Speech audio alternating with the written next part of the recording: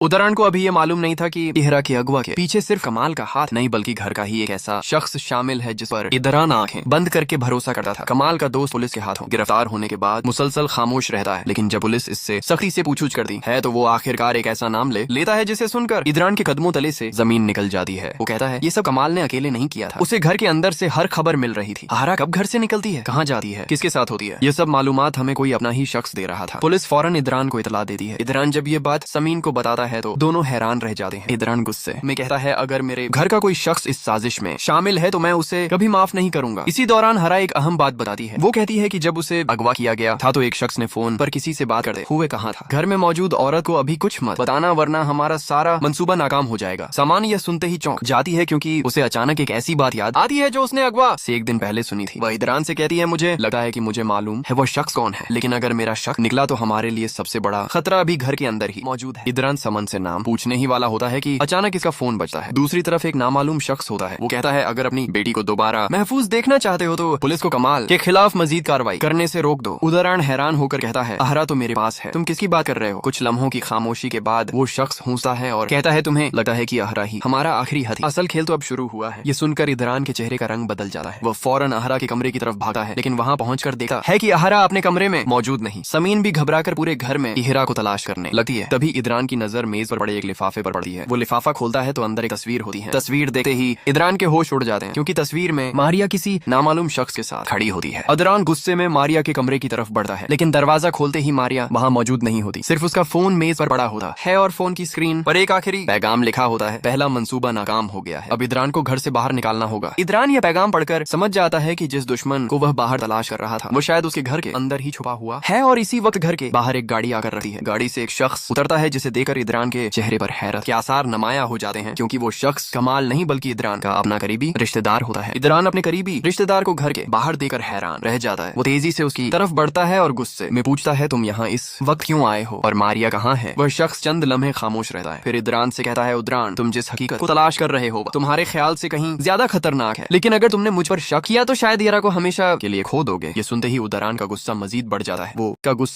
जाता है। वो कहता है मेरी बेटी कहाँ है, मुझे सिर्फ यह बताओ। वह शख्स अपनी जेब से एक कागज निकालता है और इदरान के हाथ में दे देता है। कागज पर शहर से बाहर एक पुराने गोदाम का पता लिखा होता है। इदरान फौरन समझ जाता है कि इहरा को दोबारा कहीं ले जाया गया है।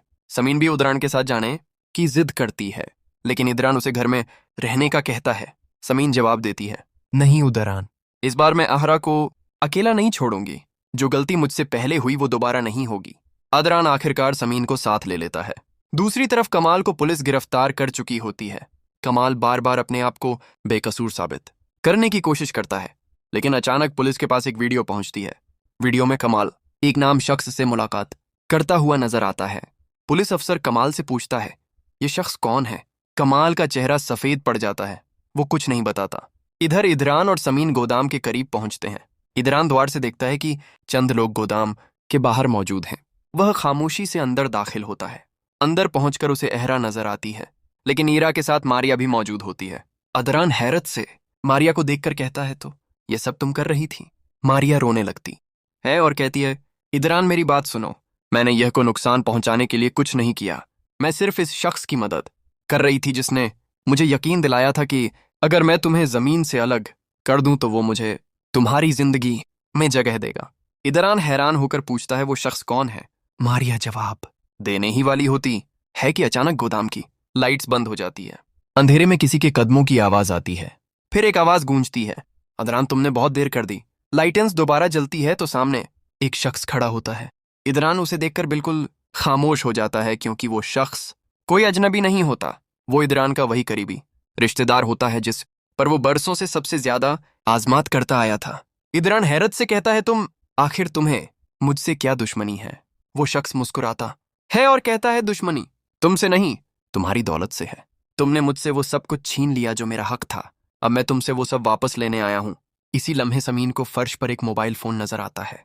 वह उसे उठाकर देखती है तो उसमें कमाल, मारिया और उस शख्स के दरमियान होने वाली गुफ्तगू की रिकॉर्डिंग मौजूद होती है। समीन फौरन इदरान को आवाज देती है इदरान हमारे पास सबका सबूत मौजूद है। ये सुनते ही उस शख्स के चेहरे से मुस्कुराहट गायब हो जाती है।